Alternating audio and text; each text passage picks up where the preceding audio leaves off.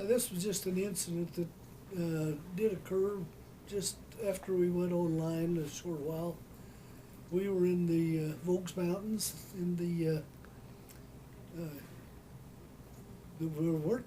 wasn't too much separation between the two armies because we could hear even the mess gear, the Germans going through their chow lines, and we could hear the carts rumbling along those cobblestone streets just on the other side of the mountain. But due to the arc that you have to your artillery fire and stuff, we were still safe.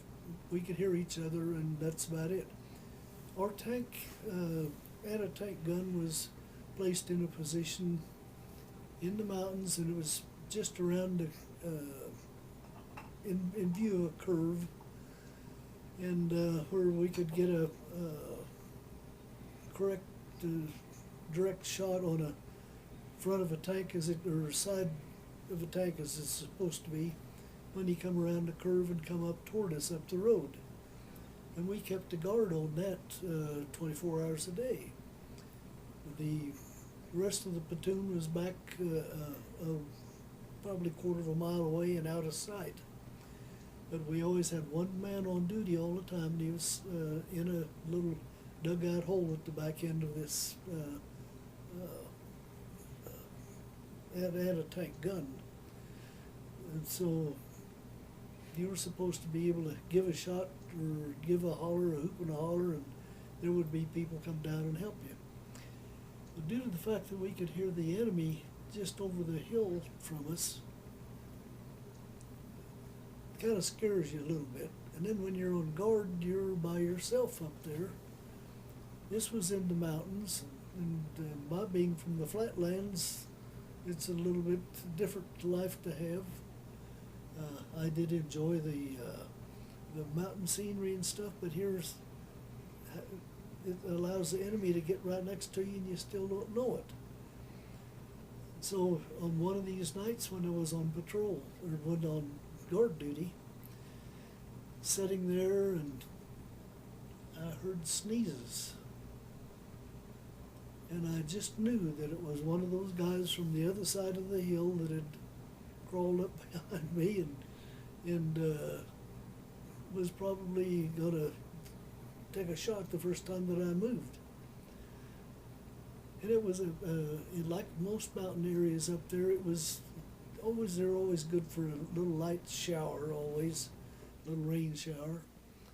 And so there would be a little bit of thunder and then lightning, just lightweight. And I did instantly, automatically I should say, not instantly, automatically every time that it lightninged, I would try to see everything that I could to see where this person was at that was sneezing. And I swear that I had tried to twist my neck off trying to get it to make a 360-degree circle up there while the lightning was out. And eventually I come around to the fact that there was a herd of sheep that were there. Now I didn't know.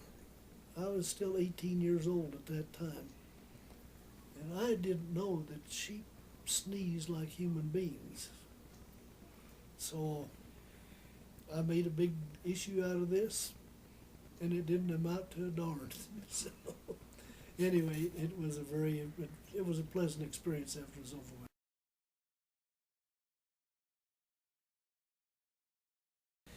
This is one of the little souvenirs that I've brought back with me from the town of Weiblingen. There is a signature on the back of this little swastika emblem here that says Hermann Ensel. And he was a professor that taught languages in the college in Stuttgart, Germany itself. I had made friends with the family up there, and those people, they were not relatives, but they were German Lutherans, and to me, this might as well have been relatives, because the family, this professor's family, he had two small children, and when I transferred away from Weiblingen to Heidelberg, this lady kept writing, and she kept saying these two little children, they were probably either preschool or just the beginnings of school age. They had asked for, when was Bob coming back? That was so flattering to me to be from two different sides of God's world and facing each other and still have that much common thoughts and desires between them.